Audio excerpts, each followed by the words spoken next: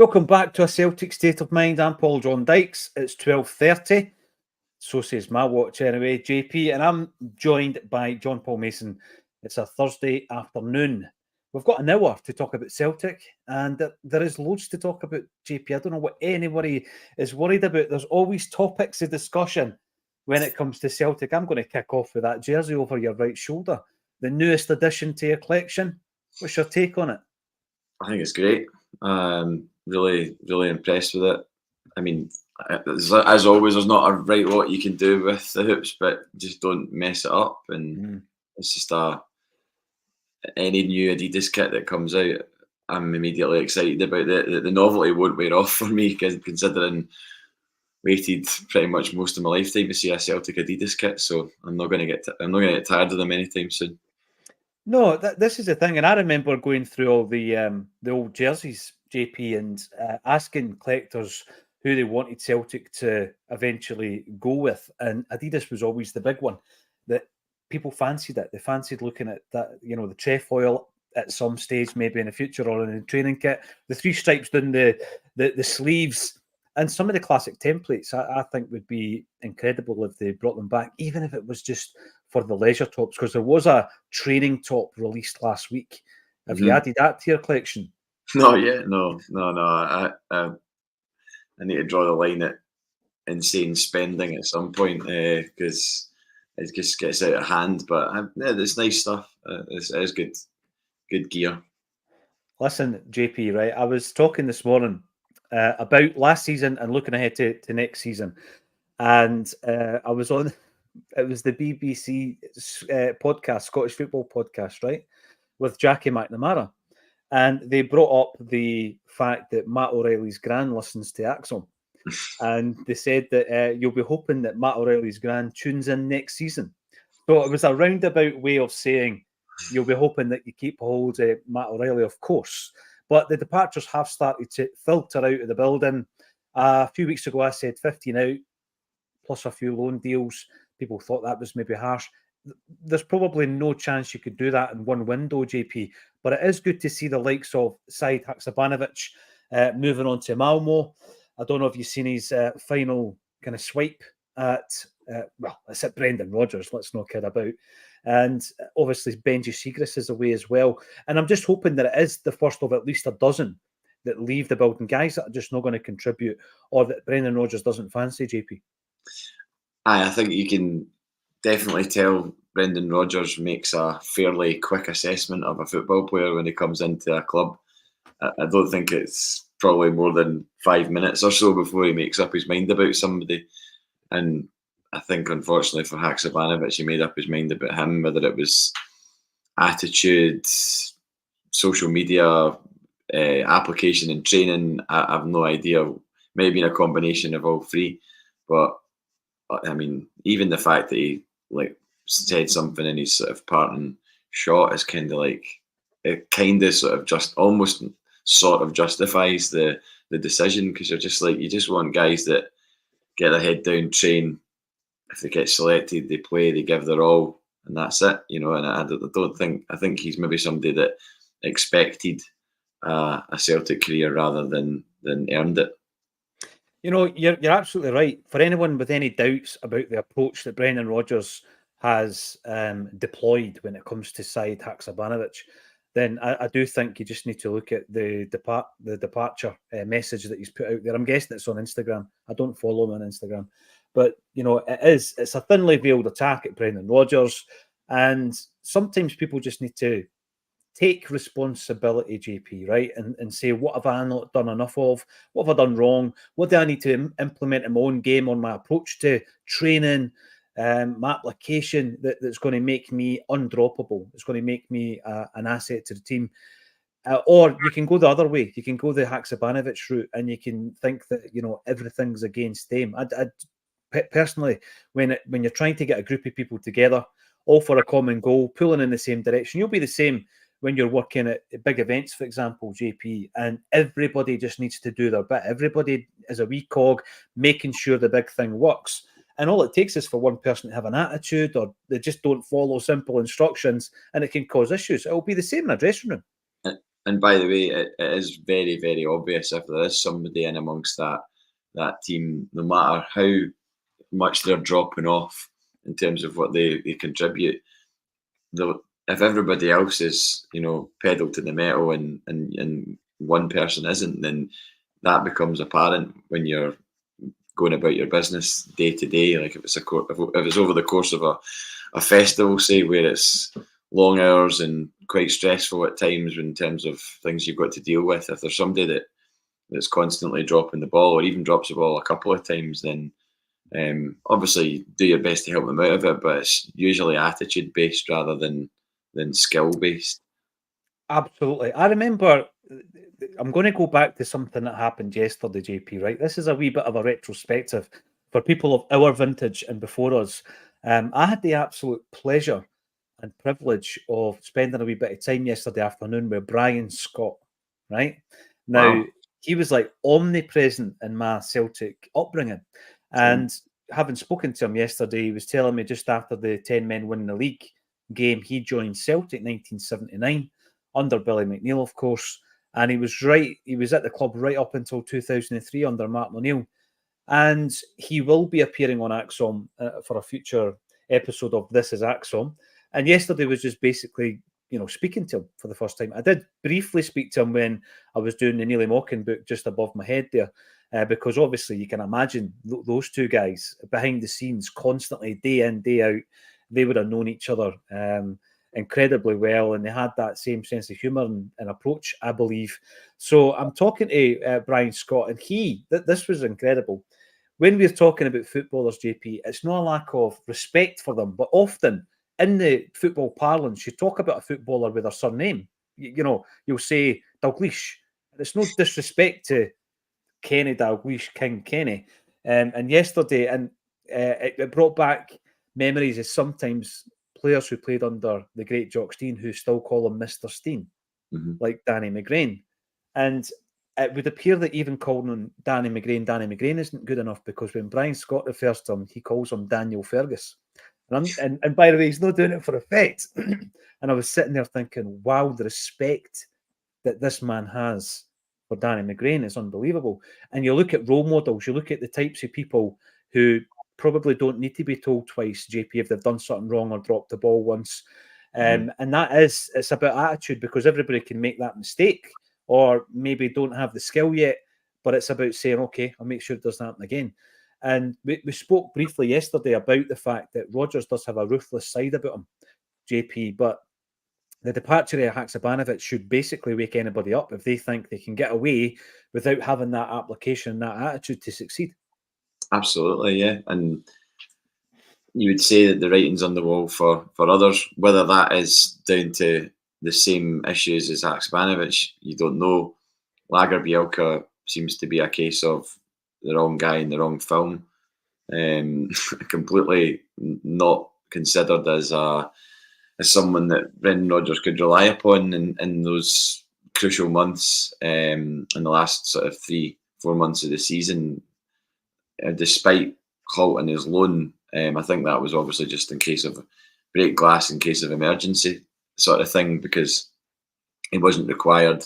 We didn't have a centre-back injury crisis in that last period, thankfully. And yeah, obviously Nawrocki as well is a different case. So you just don't know what's the situation, and if he maybe likes these guys but just doesn't see them fitting into the team, maybe likes their attitude and just doesn't think they're good enough, or there's a number of things. Every case is different, but I'm like you. I think there will be still a significant amount of departures, and I know you said that it's difficult to get rid of so many in one window, but I wouldn't be surprised if we made a decent fist of it to get rid of the players that have just simply got no future at Celtic and won't be part of certainly considerations for starting games. And if they're high earners, like you would imagine Nawrocki is, if you don't sign someone for 4 million and pay them buttons a week, they'll be getting paid well, and that needs the wealth that we are paying out needs to be distributed in the right way so that we can maximise success at home and abroad. We don't want to be going in with hamstrung by players that we can't play at Champions League level. We've got to have players that are up for the fight.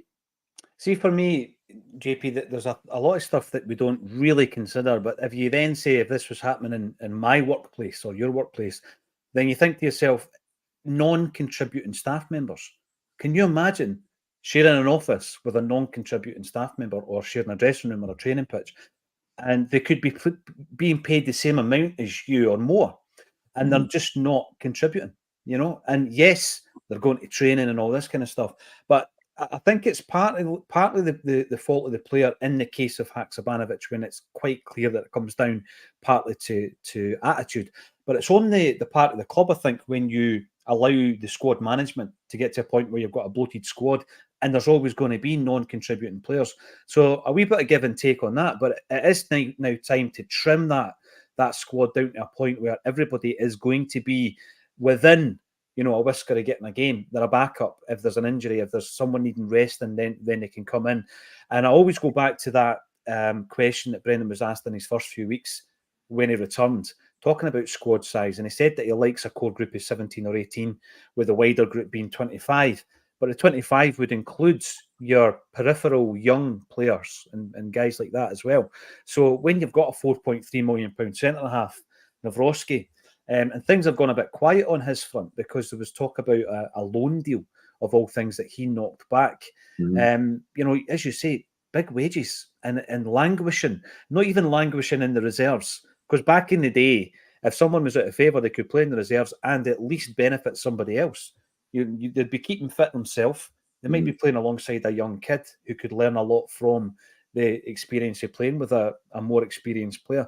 So the only way to sort it is by doing what we've done with Hakšabanović. I know that Bernabe is over in Brazil, not getting a game, but that deal that he's got at the moment runs until December, so there'll be nothing permanent on his deal. And Siegrist, of course, is away. Hopefully more will follow. Gordon Coney comes in to say, afternoon, Acsom, getting a bit more real now. Fixtures have been announced, but I don't understand why the champions are not kicking the league season off as it should be. Yes, the league fixtures were announced this morning, JP. I'm sure you've had a look at them. Yeah. And a couple of things that jump out at me is exactly that point that Gordon makes there on the opening day. The curtain raiser should be all about the champions. That's the first point I would make.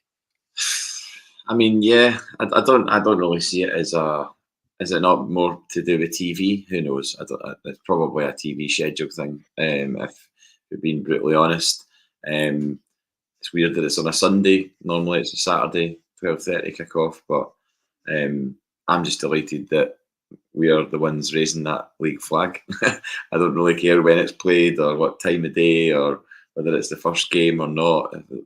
I'm just glad that we get that opportunity to celebrate, hopefully, in the sunshine and with a league flag, and no booing of any officials or directors or anything like that. Nothing to mar that game or sort of get us off on a bad foot. Everybody should be in a good place, and hopefully fully behind the manager now and the team.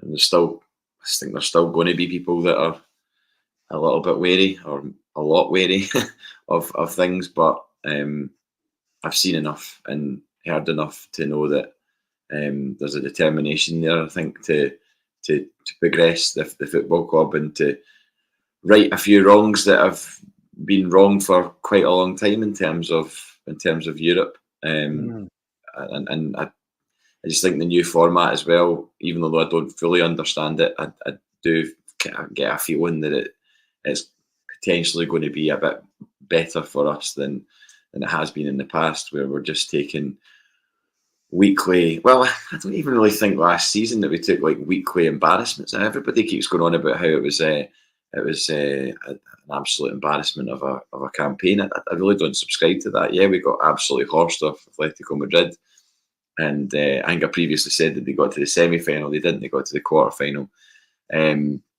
But you're dealing with a heavyweight European club who can do that to anybody on any given night, especially when they get reduced to 10 men.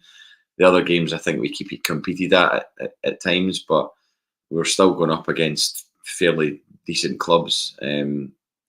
And I think maybe if there's a bit more of a spread between, well, we're invariably going to get a couple of big guns in our group, but hopefully also teams that are at the same level as us and maybe even below. See the thing there that you mentioned about the European progression and the club, their stance on it. They don't give us this 5, 10, 100 year vision. It was humiliated, I read as well. We were humiliated in Europe last season, apparently. Yeah, I've heard the word embarrassing, or we were embarrassed. But when you look at it, JP, the first thing is the club wants to progress season on season. So on paper, we did. On paper, we did, right? Now, I know the previous... Humiliation is getting tanked 7-1 off PSG and 5-0 at home PSG and 5-0 against Barcelona. That's humiliation. That didn't happen last season. The Atletico Madrid game, like you say, that there's the reasons behind it, not just the quality or the gulf in quality between the two sides. You go away from home and you lose Maeda, who not only from an attacking sense, which he showed last season, is pivotal to Celtic, but also defensively. And you lose him early doors. You just cannot survive that. You look at Feyenoord away, we had 2 men sent off in one of the early games there. And again, you're looking at winning a game at home. The game that we drew with Atletico Madrid, we're up 2-1. Incredible. The game against Lazio, we almost took a 2-1 lead, and obviously we lost the game. So, yeah, I just think there were margins, and I don't look upon it as being an embarrassing campaign or a humiliating campaign. I do think there were certain elements that we could have done better, JP, but I agree with you. I don't think it was all as bad as was made out. And considering all those games came in a period of time where, how many players did we bring in last summer? Yeah, we brought 9 players in. And you're trying to integrate those players and giving them game time. Like Yang's playing against Lazio in the Olympic Stadium and stuff like that. And you're like, well, the guy wasn't good enough to play in the Scottish League, never mind playing in a Champions League game. So there's definitely, we got away with it in terms of not getting embarrassed, not getting humiliated. I think given how erratic our transfer window was last summer, and also given the fact that we were definitely struggling with a few key injuries at that time as well. So we hadn't brought people in that could replace people, and we'd lost your Starfelt, Moy, Jota, massive players in the context of European football. I mean, Jota looked good in Europe for Celtic. Really, really did.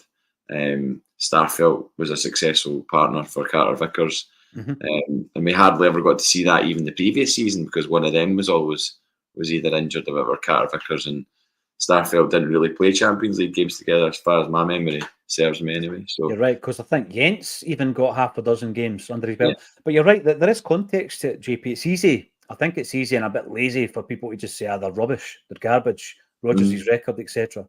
But there's a few other elements to that as well. You've got, as you said before, you've got certain players that we didn't have access to through injury in the case of Rio Hatate, and through other matters in the case of Lila Bada. 2 players, I think, who had been progressing nicely up until Brendan Rodgers came into the football club, and 2 guys that I tipped to have a great season under Brendan didn't quite materialise for those reasons.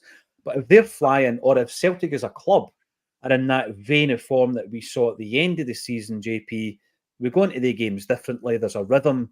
There's a more of a game plan, I think, and Rodgers has already decided at that point that there's guys he can trust and there's guys he can't. So he's not chopping and changing to try and find out his best team by that stage. So I agree with you. And I think looking at the Champions League for next season, again, I was asked this morning about what are your aspirations for that. And I think there's a great opportunity because we're playing 8 games guaranteed. And those 8 games will span us into the new year. So we're definitely going to have European football after Christmas. 8 different opponents, 4 games at home, 4 games away. You're in a massive league and you're hoping to be between 9th. Well, listen, you could effectively come above that, but I'm trying to be realistic. It's not better way ourselves. Exactly. Between 9th and 24th place in that league. And if you do that, you're in the last 16. And I think, from all the different information that's been given out about the new format, that's the facts that I'm sticking to, because I'm thinking, right, okay, 8 games, there will be a points tally in Brendan Rodgers' mind that he thinks we need to attain this to get into the last 16. Anything can happen, as the Euros have shown. And again, it's a wee bit like that as well. The knee-jerk reaction, and in Scotland weren't great. Absolutely. No chance were they great, and I'm not trying to say they were. But some of the issues... That's Celtic's fault, though, isn't it? That's a Celtic problem. Obviously. But, you look at some of the issues up top. Well, we lost Lyndon Dykes, not everybody's favourite player, but we lost an important part of that squad before we kicked a ball. People were criticising Shea Adams and his ineffectiveness. We also lost Ben Doak. He was the secret weapon. He was the guy that could have came on. Unknown quantity, 20 minutes to go. We lost him. Kieran Tierney, of course, gets injured. We went into the tournament with Tony Ralston at right back. Listen, I'm not criticising Tony Ralston, but I think he's a third choice player at right back for Stevie Clark. He became the first choice through injury. Poaches gets sent off, suspended for the rest of the tournament. So when you look at the context, you say, look, there's loads of different things happening here. Yeah, we were rubbish. It was a poor tournament. But there's other aspects that the gaffer will look at and say, that was unkind to us. And that's why I'm probably not sitting here saying sack Clark. I don't think that would be knee-jerk for me, JP, sack the manager. Well, he's the same guy. What else could he have done? Same guy that got us there, really. Yep. See, when you do well, really well, to get into a tournament, and then the tournament, which was only 3 games, really, if you think about it, it's not as if we had any real... I don't think we ever had any real aspirations of qualifying, given the circumstances. It's just unfortunate that it panned out the way it did in terms of you're up against Germany in the first game and everything goes their way. Red card, penalty, all the rest of it. And then the second game, a gallant draw against Switzerland. The classic Scotland. The only thing is that you'd have thought that maybe it's usually a loss, a draw, and a win. Mm-hmm. And then you win when it doesn't matter. But I mean, if they'd won, there wasn't a guarantee that they would go through, or was it a guarantee that they would have gone through? I mean, I thought they had to win by a crazy amount of goals, and then Germany had to beat Switzerland by a crazy amount of goals. Some people have said to me that 4 points would have got us through in the third place spot. I'm just going to have a look at the tables, because obviously we could have had the 4 points, right? So yeah, we would have been above where Hungary are in that respect. Netherlands 4, Slovakia 4, Georgia 4. So yeah, it was not guaranteed, was it? No, the difference is surely hampered by the fact that we got tanked 5-1 in the first game, so that must play a part. So yeah, it was obviously frustrating.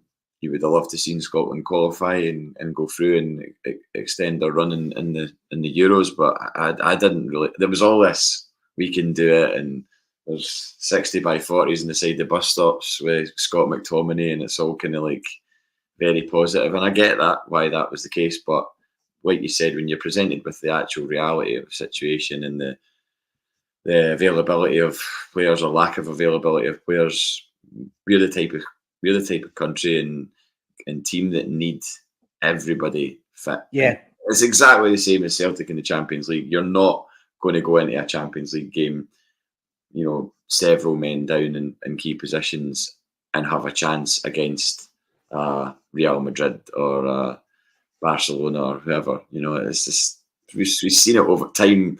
Every season is presented situations like that for us, and that's why you want the squad to be as strong as possible, so that if we are in that position where we have lost a player, then the drop off isn't as huge to bring somebody else in to replace that guy. You're right. Everything, the margins, you cannot leave anything to chance when you're a nation like Scotland or a team in our position in the Champions League. I've just looked at the third place rankings. 1, 2, 3, and 4 are Netherlands, Georgia, Slovakia, Slovenia. Slovenia had 3 points, and the other 3 had 4. So right. 4 points would have got Scotland creeping into that area of qualification. But you know what? It's done. It's absolutely done now. And we move on. I don't know how you enjoy it from here on in, who you watch, who you support. or if you just watch it as a neutral and hope for a few good games of football. Stephen Sloan, the other thing I was going to say actually before we move on from the fixtures, obviously an early game against Rangers, August the 31st. But when you're looking at the overload of fixtures in December, JP, every season you look at that and you think, right, football fans are constantly asked to put their hands in their pocket. Season tickets, right? Mm-hmm. The launch of the new kit, then the launch of the golf range, then the launch of the training range. This is what we've had so far, right? And then we're going to have the Champions League package. There's going to be a second kit, a third kit, a commemorative kit. So you're constantly asked, put your hand in your pocket constantly all the season. December, come on. Do we really need 6 fixtures in December? It's like, surely. Yeah. Aye, as it stands just now, I don't know if there's going to be any chopping and changing for broadcasters, but six fixtures in December, and I'm looking at September's obviously an international break month because there's not so many fixtures. There's only 2 actually listed in September. So I'm thinking, right, you probably couldn't put any of the fixtures into the September month. But then you look, and this is down to the last, top 6 split. You look at March and April.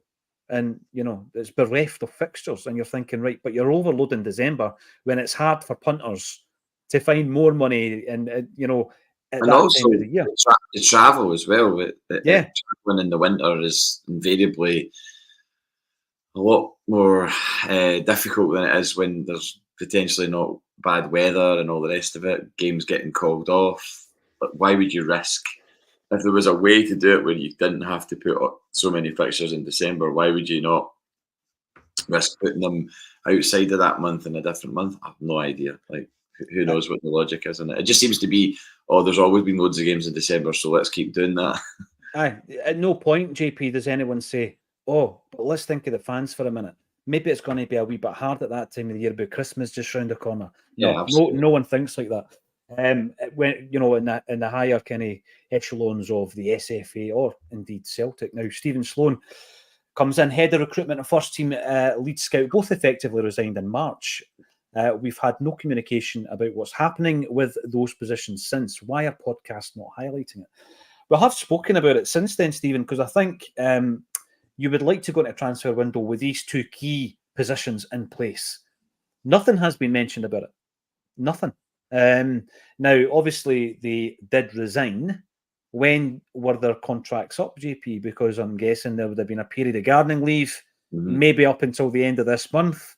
But the communication is key. And I'm pretty sure that after all these months, there will have been candidates spoken to, interviewed. There'll be a process. And at this stage, they will know who's going to be taking those roles. You would hope. But moving into actually bringing people to the football club, you want to make sure that strategy is already in place and the structure is already in place.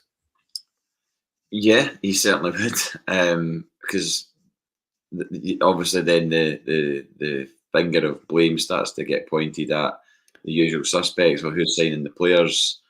That's Peter Lawwell that's signing the players, and that's it doesn't matter what position he's going to be in at the football club. He'll get the blame. He could be making Bovril and he would still get the blame. Yeah. But the thing is, if obviously there's chat that we're potentially cooling our interest in Paulo Bernardo, I think due to his wage demands, maybe. Like, that's just, I read an article, I don't know if there's any foundation to it or anything like that, but that then feeds into the, give him what he wants. And it's like, well, if he wants 40 grand a week, and that's absolutely unrealistic to be paying for a player like that, then I wouldn't necessarily blame the people that are doing the deal on that, because yes, I did say recently we should be pushing the boat out to pay for a player for a transfer fee, but I don't necessarily think we should then be absolutely shattering our wage structure in order to accommodate that. I mean, you could still sign a player, you would think, for £8 million and not have to pay him 60, 70 grand a week. There must be some sort of way of building the deal to allow that not to happen. And then, of course, you've got the Livakovic chat as well. I don't know what's going on with that, but seemed to be an awful lot of stories yesterday suggesting that we'd put a bid in and all the rest of it. So who is doing these deals? Is it just some unnamed person that sat there the whole time working in that department that has access to the list of players that we want to sign, and they're the ones doing the job, like a junior scout or whatever. I don't know. It would be interesting to know that and have some sort of clarity on that.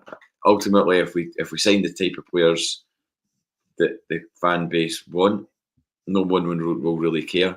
But the thing is, if we don't sign the type of players that the fan base want, and the calibre that come in clearly is left of the middle or whatever, then that's when the pitchforks will come out, or sharks. Yeah. The Harris fencing sharks. No, you're right. And again, it comes into communication. There hasn't been much coming out of Celtic Park.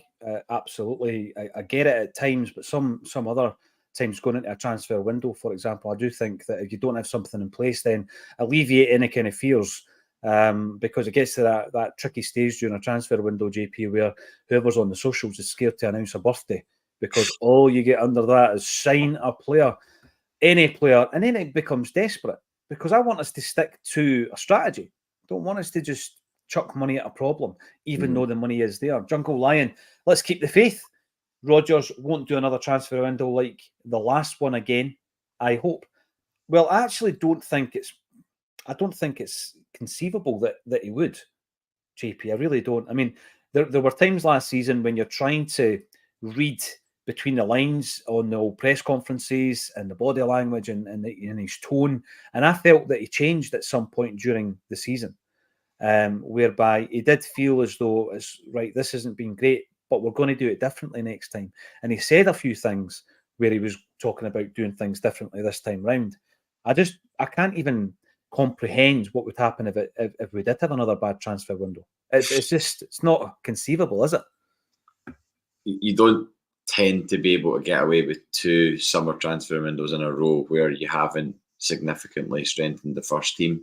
How could you possibly do that? It doesn't compute in my head that you could do that. I mean, we did get away with it in terms of bringing in guys who just didn't contribute to the overall success last season. There's a numerous amount of players that fall into that category. So, but it is interesting that we are about to embark on the summer transfer window in the next 2-3 weeks, and yet we don't seem to have that in place. But yet we had it in place last season, and look what we brought in. That was their what they presented to the manager and to the fans, and you look back, and if you're actually marking it, you wouldn't give them very good marks for their work. So time will tell. I'm not getting too worried about it at this point in time, but at the same time, I'm like you. I don't want it to be a case of just throwing money at something, because we happen to have a lot of it in relative terms, regards to the rest of Scottish football and everything else, because you've seen what happens with that before. The player profile has to be right, the attitude has to be right, the experience, if you're buying experience, has to be right as well. So it's a strange one. It is a strange one, because normally you're kind of like relying on a person or a figure, and we don't know who that figure is. And then it should, at that point, obviously drop to the next in line. And the next in line, we don't really know how that's going to work. So is Brendan Rodgers running that process at this moment in time? I'd be happy if he was. His first presser, that will be asked. There's no doubt about it. Yeah. Someone will say who's picking up, who's on the phone to agents. Are we doing the whole, all right, we know that agent, he's got this player, so we'll take a player off him, to keep him sweet or whatever. And like, no, it can't be like that. It's got to be about the best players available for Celtic, not about doing agent favours and you scratch my back, I'll scratch yours. It can't be that. It simply can't. The impact I think that we're looking for from every individual that comes in this transfer window, JP, is going to be similar to the level of impact that Ange had in his first window, where he's bringing guys in, they're going right in and making an impact. Jota, Abada, CCV, Starfelt, Hugo. And then going into the January, we obviously got more of that with Matt O'Reilly and Maeda and Hatate. The hit rate was high. Yeah, there was a few that fell by the wayside, but the hit rate was extremely high. And I think that it needs to be that kind of level this summer. So already you look at that core group that Brendan placed his trust in which did us the job and got us the double. We've already lost Joe Hart, Bernardo, and Ida from that group of players. So 3 have already gone. And the kind of guys on the fringes like Siegrist and Hakšabanović, they've gone as well. So we're down 5 players from the pool, if you like. But what it leaves us with, and is soon to follow, because I mean the Genk deal, 4.2 million. I mean, that's been in the works now for a while. So that'll be another guy who, yes, he wasn't playing. He wasn't a first pick. He wasn't even on the bench near the end of the season. But he's part of that wider group of players who were still a first-team player, contributed throughout the season, not so much in the end. So then you're down 6 players and nothing has come in yet. So I do get why people get a bit concerned. And it's through experience that they then start saying typical boards, hoarding money, and then very quickly Peter Lawwell gets the blame. I absolutely expect that to happen in the comments section. Magnet67, loving the Friday night Acsom, so am I. And JP will be joining me for some future editions, I am sure. So what we had, Jackie McNamara episode 1, Simon Donnelly for episode 2, then Bobby Petta, Tosh McKinley, and then this week we have Joe Miller, and that's going out tomorrow night at 6 o'clock. By which time I'm going to be in London, JP. You're not the only one that gets about, mate. I'm going down to London. There is a charity football tournament, and we're going down there with the Jimmy Johnson Academy to fly the old Acsom flag. Looking forward to that as well. Back up the road on Saturday night. So, am I playing? Aye. Well, I explained this during the week to the boys on Tuesday when we were filming. The old age thing's kicking in, JP, and I'm just getting all these wee strains that I never used to get when I was young and fit. So I don't think I'm fit enough to play. But not going to dig out the Preds, no? The Preds are in this room somewhere. Original Craig Johnston Predators from 1994. But I need a new set of studs. No, I am in training. I'm in training. It's important to try and keep fit. But I think my playing days are long gone. Yeah, I'm loving the Friday night shows. I was with Brian Scott yesterday. He is going to be a future guest on the show. I think that's going to be remarkable when some of the things that we were talking about yesterday. If you consider, JP, some of the very serious injuries, for example, that he dealt with, a young Charlie Nicholas bursting onto the scene in the 1980s and then breaking his leg, that kind of thing that obviously Brian Scott would have helped him with the physio coming back from that. You've got the Henrik Larsson leg break. You look at that horrible picture on the turf in Lyon, and it's Scotty. He was just always there, wasn't he? You look at all the dugout shots, Love Street 86, there's Brian Scott, Neely Mockin, Jimmy Steele.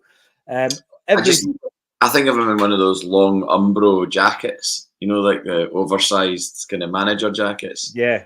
Just can see him in one of them, and all the images I've got in my head of Brian Scott from the 90s and the early 90s is that, Oh, and yeah. 80s as well, of course, he was there.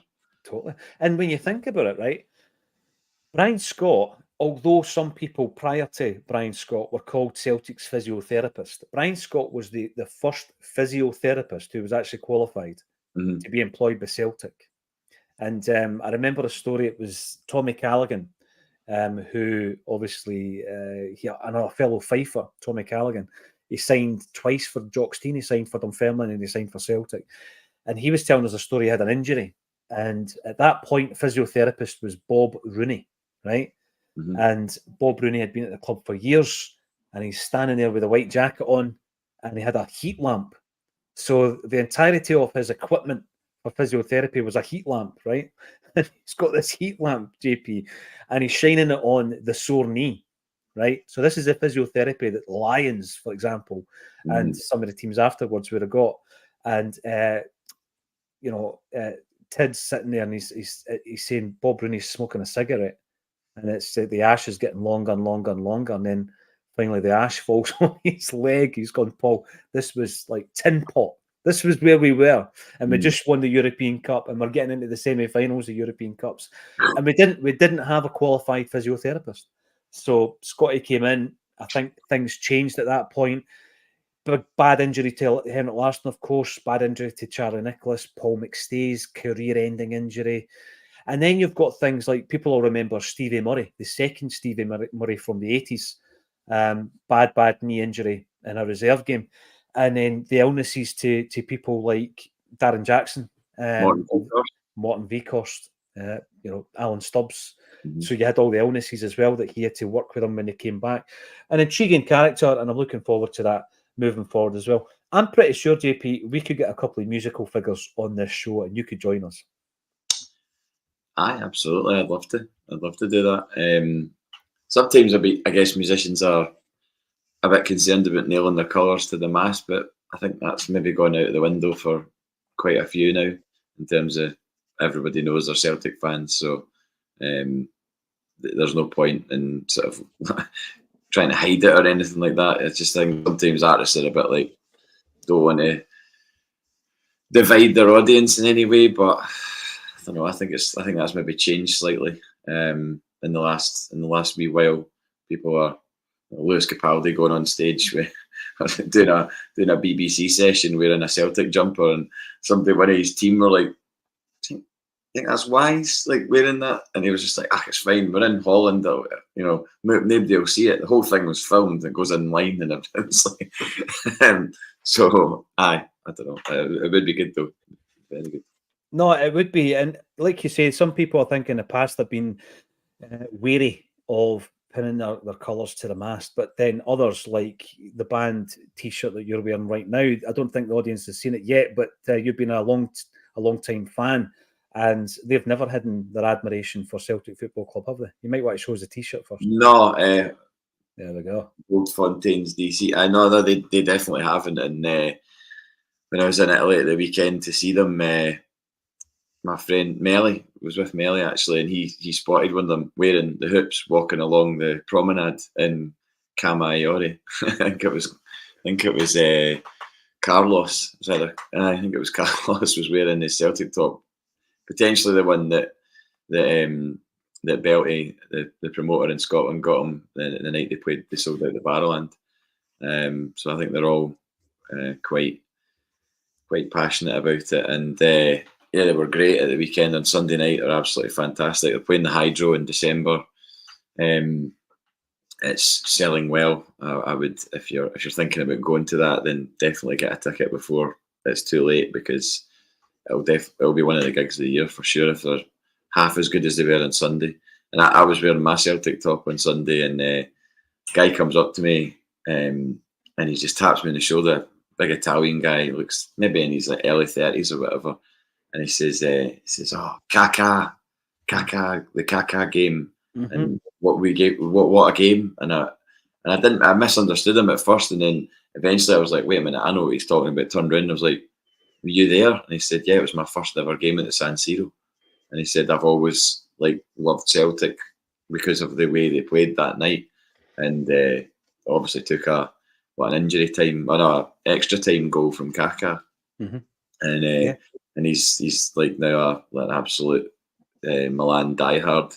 So, and then he asked me what a name was, and I went Gianpaolo, and he went, my father is Gianpaolo, and they're proper embracing in this wee festival over Celtic and Fontaine's DC and Milan and whatnot. And a guy walked by me as well with a Las Palmas top on, and was just like pointed at my top and was like, "Celtic, yes." Like that. It's incredible, but that's the power. And we were talking just the other day there about the power of the Celtic brand and the fan base, the worldwide fan base, and I love hearing stories like that.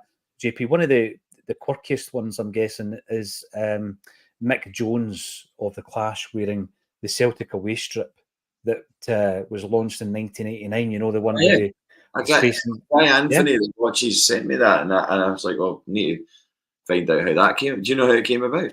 I remember seeing it on Twitter years ago, JP, years ago, and the video was on YouTube at that point, but it's been removed. So I couldn't find a video anywhere, and then someone recently reposted. It's the green and yellow C.R. Smith top, isn't it? Yeah. And we done a bit of digging at the time. I'm trying to remember who I was speaking to, but they reckoned it was something to do with the roadie. Something to do with the roadie, because it was Big Audio Dynamite, wasn't it? That makes sense, because there's crew, Scottish crew has always been a big thing, and it still is.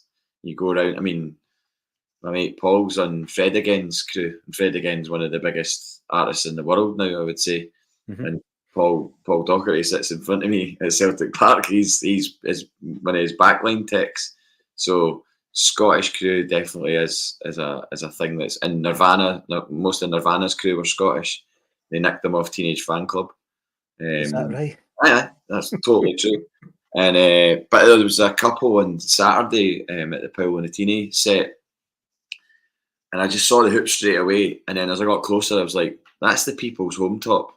That's how is that lassie wearing? The lassie, mid to late 20s, with a guy." And I went up to the guy and I went, "That's my football team." And they didn't have great English, and she was like, "I wear for Paolo." So she'd got herself to wear because of Paolo. But it was an original People's Top. I reckon they must have just got it from like some sort of vintage shop or something in Italy or whatever. She had no idea that it was. I was like, that's probably worth about 250 quid or something. She probably got it for like a tenner in a charity shop in Italy, but they were delighted that I recognised it. These are listen. These sound like small moments, JP, but these are happening all the time, and it's the power of the green and white hoops. It's the power of that Celtic brand. I actually spoke to Brian Gilda, who was the man behind People's Ford, and who did the deal with Terry Cassidy to get the company name on the hoops. And he pushed for, even though he's a big Celtic supporter, he pushed for the colour scheme to remain as is, because it was his brand, if you like. And Terry Cassidy allowed the red, white and blue to be on the Celtic hoops and desecrate them in many people's minds. But he spoke about being at a Simple Minds gig, believe it or not, in Italy, and he spotted the People's Ford jersey. So a very similar story to the one you've just told. It's not strip related, but I think I said to you I was reading Billy Sloan's book. Well worth a read, by the way, even though apparently is one of them. According to Declan. Declan told me last night at the Killers gig that he's all right, but one of them. But he was telling a story about, because he's obviously tight with Simple Minds, and he was telling a story about the flag when Simple Minds. So Simple Minds had sold out. I think it was 2 SECCs, maybe 3, and then they couldn't get a 4th SECC, so they were like, "Let's play a stadium." And Celtic Park wasn't viable, I don't think, at the time. So they played Ibrox, and I think for the announcement of the show, it was Mo Johnston and I forget the Celtic player. It might have been Andy Walker, and they were like the kind of faces of the announcement of this gig. And then obviously when it came to the gig, and they wanted to display the flags of every country that they were playing on that tour, which included Ireland. And the next thing, there was a from inside Ibrox, like, "Oh, you can't put an Ireland flag up at Ibrox." And they were like, "Why?" And they went, "It'll cause a riot." And they're like, "Will it? Will there be a riot at a Simple Minds gig because there's an Ireland flag up?" And he was like, "You just can't do it." And Bruce Findlay, the manager, who's a really, really great guy, he said, "I want that on Rangers headed notepaper, that you don't want that flag." And that paper, that letter never appeared. And of course the flag was flown.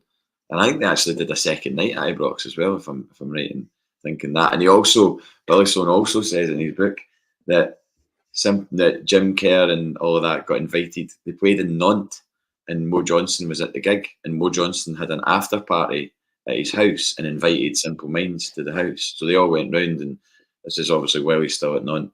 And he told them that night that the talks with Celtic had broken down and that he was going to sign for Rangers.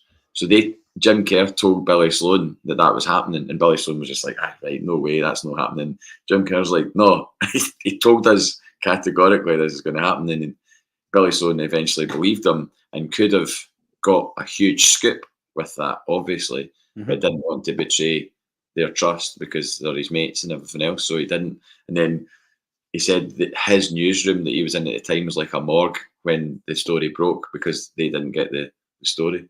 And Billy Sloan was like, well, I'm not. Fair play to him. Fair play You know? to him. Yeah, absolutely. Yeah. So Simple Minds had to go to Ibrox because they couldn't play another gig at the Hydro, was it? SECC. SECC. I wonder if Rangers are going to approach the SECC to play their games next season, JP, because that's gone a bit quiet as well, isn't it? They played in a public park somewhere. Who knows, man? Who knows it? That's their problem to deal with. Kelty Hearts. You can only imagine the laughter from them if it was us in that situation. So, hell mend them. Yep. Aye. We'll see what happens. Scott Graham. Shocking kick-off time for the first game of the season. Can't believe the club allowed this to happen. They clearly don't care about the fans, nor do Sky. It is ridiculous. I think the broadcaster holds all the aces in a scenario like that, JP. I mean, we could criticise Celtic, but I do think that there is a few occasions where you've got to say, listen, it's probably out of our hands, actually, as a football club. The broadcasters have got the power. And yeah, I don't think it suits Celtic. And I would say the December thing doesn't suit football fans of any persuasion, because 6 games of football over and above all the expense at that time of the year is a lot to ask. 100% unforgivable if the board blow this chance to really put the proverbial foot on the new Rangers' throat and build from strength. Yeah, but I mean, we can't really do that. And I don't think it's naive to give the club time until we've had this window, or we're coming into the latter stages of it. And if it becomes evident at that stage, JP, then yeah, it will be a concern. But I'm more likely to say...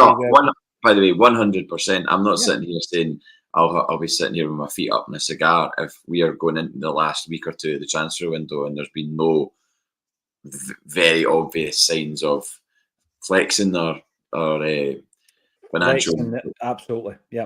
That simply has to happen. And then somebody who is shelling out for a season ticket and is shelling out for a new kit. By the way, I only get the new kit early on, because if you don't get it early on, you don't get it without the sponsor, and that's why I rushed to get it. I wouldn't have got it, so soon if it wasn't for the case that I just don't like having sponsors on my kit. The fact, when I found out however many years ago that you could get it without, if you just went in and asked, or now there's obviously an option to get it on the website when it comes out. Mm-hmm. But I just think it looks nicer about the sponsor. Does that sponsor company that you use, not sponsor, football jersey company that you use, JP, do they remove sponsors? Yeah. Yeah. They do. Some are more difficult than others, because I've spoken to the guy about it, and it depends how it's been pressed onto the kit. Yeah. So obviously it can leave a mark, and you can see quite clearly where the sponsor's been. But yeah, it does, and he obviously replaces the sponsors as well. He's got the tools to, fix an old Carling sponsor or whatever, because the Carling logos, I don't know if anybody else has had problems with them, but they tend to, I found one of mine's got a split in the middle of it, and then another one's come away at the corner, and a few of them as well. And it's not from overwashing, because overwashed plenty of other strips in the 25-30 years that I've been buying Celtic strips. So God, it's more than that. It's more than that. I don't want to think about how long it is. Well, actually, Henrik McLarson says, how many wardrobes does GP have? Because you do have quite a collection of football jerseys to put them in. But it's weird how we're at this stage now where back in the day, a pair of trainers would have been worn and then binned, and football jerseys would have been worn and then worn to the sevens and binned, and, as you say, cracked sponsors.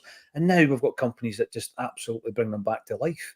I think it's incredible that happens now, and I'm actually thinking back. It's football creatio, if anybody any work done. I mean, he's not a friend of mine. I've never met the guy. I just discovered him on Twitter once a few years ago, and it's at football creatio on Twitter, and he just, I think he quit his job and is able to do it full time now.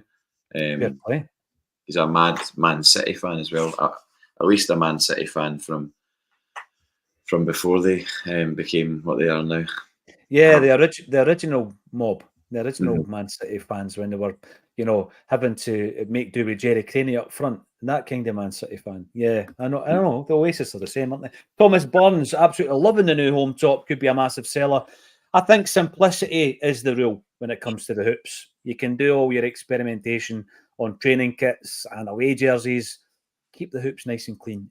You and Boy Martin, great to hear from you, and I'll be seeing you tonight at the gig. Hail, hail, troops on the road. But listening in, looking forward to the gig tonight. You and Boy travelling over from Dunoon with his mates to come to see us at Barra's Art and Design with Stan Petrov, Alan Thompson and Jackie McNamara. So looking forward to seeing the lads. And the Urban Culture better than last year, but no gear being bought in this house until the club invests in the team. A lot of people will have the same view. I think Kevin Graham has said that in the past as well. And look at this. You just make us jealous. Greetings from Poolside and Rhodes. Me the boy. He's eating chips and cheese. Man. I'm drinking Cuba Libras. Hail, hail. You know, you can only imagine how good a time you're having there. But I've got to say, it's great that you still tune in. It's absolutely appreciated that you still tune in. Henrik Malarson's back on. Nana O'Reilly will always have a place in her heart for Acsom. And by the way, it is a mutual appreciation society here on a Thursday Acsom Bulletin. The team's back training today, JP. I don't know if you've seen any of the pictures of them going into Lennoxtown. And I wonder, like, what happens to these guys that are so far on the fringes of the first team? I mean, you're employed as a football player. Your name's James McCarthy, right? And it comes back round to day one of training. You know you've still got a contract for another year. I mean, what happens? Do you go to training? What's the future hold for a player like him? Was it training in the latter part of last season? It didn't seem that way. It was never pictured that. I don't know. People have made reference to possibly things going on in his personal life. You know, when you see one comment like that, you tend to think, okay, maybe someone has some sort of knowledge because we don't. So maybe there is things going on in his personal life that have impacted his professional life. And if that is the case, then obviously you've got huge sympathy for him on that front. So you don't know. There's things happening with bands that you don't know, you know, where like folk are like, oh, there's this band's, why are they not doing this or why are they doing that? It's like, well, people have personal lives and that impacts on their ability to do things at times. So, yeah, but I mean, ultimately, I think obviously it would be best for any player that is so far out of the picture that something is negotiated to get them either a new club or a loan deal or whatever, because it's kind of sad to witness a player who you've welcomed to the club and then things haven't worked out, but then they're just still here and you're not able to contribute. And you just want anybody to be able to play and do what they are, you know, keen to do in their lives, play football. I mean, that's I would hate to be in that situation where, yeah, okay, getting paid loads of money a week, that's wonderful and everything else, but I mean, I've not played sevens for like 2 weeks now, and I'm absolutely itching and playing a game because I love playing football, and that's surely the case for. I know there's a few maybe who treat football as a job and don't really, you know, maybe don't care about it as much as we do. But I certainly would want to be playing football as much as possible if I was a professional football player, especially when you know that it's a short career. Absolutely, and at his stage of his career as well, JP, I know there was a move in the works. Again, goes back to the personal thing. Maybe going to America didn't suit his family, so he didn't take it. But I do wonder, as a Celtic fan, I do wonder about these players and what on earth happens to them. Loads of questions coming in. Andy Lee, looking forward to tonight. Say hello if you see us kicking about. And is Brendan actually back at work? I would expect him to return at the same time as the players. I would expect, unless someone can tell me different. Mary and I will be there tonight, says Martin Davey. Brilliant, great to hear that. And Danielle, looking forward to meeting some of you. This is one of the greatest things about the events, is that Acsom viewers can get together as well. And we did phone an Acsom viewer on Tuesday, which was with Joe Miller. It will go out on Friday night. I've not revealed who it is yet. You know who you are in the comment section. Kaiser, the stripes up the front of the new home top highlight my father figure and belly of jelly and ice cream. Why are you eating jelly and ice cream? I've got to ask you, Kaiser. Yeah, I think those stripes are... There's a time and place for that. I know. When will the next one be? But those stripes, they do certainly suit the people who have got a very low body fat reading which is most footballers these days, JP. But it's just part of the Adidas template, isn't it? All the jerseys seem to have them. Yeah, I mean, you can't. As soon as you see one Adidas shirt for a season, you kind of know. Like my mate James sends me an image of a new Adidas kit when it comes out, and then invariably you're kind of like, well, that's going to be roughly what the Celtic top's going to look like. So I mean, I just think it is a really, really nice top. How well it fits on me or anyone else is maybe, as long as it looks good on the players. I mean, it's not going to look good on a lot of people. Let's face facts, myself included, probably. But I think it's a really, really nice top. I think they've done a good job with it. They have, and obviously retrospectively we can look back on the lizard one from last season, or the crocodile skin, or was it a stained glass window? I'm not quite sure. I didn't have an issue with the pattern. It was just keep the hoops clean. Don't mess with the hoops. Yeah. Final point from Uncle Nobby's Steamboat is I just picture Billy Sloan with a grey suit jacket and Paul Weller hair. I first met Billy Sloan at a gig. JP, do you know who was playing? Can you guess? A gig in Glasgow. Try to remember the name of the actual venue. It was a gig in Glasgow, and I won the tickets on NME at the time. I won the tickets. I went along with a couple of folk for the work. No Gallagher. You know who it was? It was Sugar Babes. Oh, what? I mean, credibility out the window. Sugar Babes. They were brilliant. They were absolutely superb. And in all seriousness, right, Billy Sloan, I don't know about the Paul Weller haircut. It was more of a Chris de Burgh haircut in most of his pictures. Chris de Burgh, yes. Kind of all coming forward. Yeah, yep. But he's genuinely, the book is worth a read. It's absolutely fascinating how he kind of got into that whole journalism. He just blagged his way in. Just got an interview with Springburn Gazette, and then ended up kind of that snowballed into becoming a music writer for them, and then he got into the record, and they initially they called him something terrible like Glasgow's. I can't remember the name that they gave him, but they didn't have his name at the top of the column. It was just Glasgow's guy about town, or Glasgow's it boy, or something like that. And he got completely ripped by it because he was like, "This is not what I signed up for." But eventually they changed it and they printed his picture, and then all of a sudden he was known about town as being the guy that wrote about music in Glasgow, and he's got to interview some of the biggest names the biggest names in the business, like Stevie Wonder, McCartney, Bowie, like I mean, I kind of did used to sort of be a little bit kind of like, oh, Billy Sloan, but having met him a couple of times, and obviously now, you know, read good way through his book, fascinating character. Yeah, I'm going to check it out, and yes, there is proof out there that Rangers supporting people do exist that can do things creatively as well. Billy Sloan, there he is. Thank you. Push the button, PJ. What button? What button, Kev? Sugar Babes. Oh, right. Because when I hear push the button, I'm thinking Chemical Brothers. Oh, You're right. You're right, Kev. Push the button. Yeah, you know what it was? It was a competition, JP, because we were too young to be put on a stage and have people pay for tickets. There's some kind of law, isn't there? So it had to be, the tickets had to be given away as competition prizes. And I went along and Billy Sloan. Speaking of that, sorry to digress again. This isn't a Billy Sloan podcast, but see the Barrowland, when the Barrowland became a music venue, like Simple Minds used it as a video for Waterfront, and it was just a disused ballroom at that point.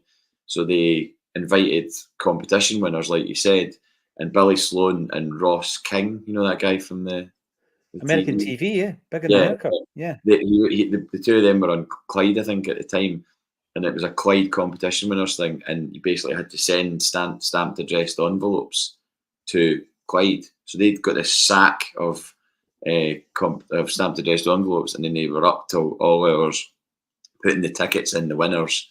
And then Billy Sloan physically took the sack of letters to the post office to post them all off. And then from that, the Barrowland, there was a promoter was at that gig and was like, wait a minute, why are we not using this as a gig venue? And then Simple Minds played the first ever gig at the Barrowland after their video shoot. few weeks or months later. And then from that point on, the Barrowland was used as a music venue, and as to this day. But I'm going to say 1982. Was it 1982? It was about that, yeah. It was 82 or 83, yeah. I think there's a lot of good comments coming through for the Sugar Babe. See, there is a wee bit of credibility there, JP. Not.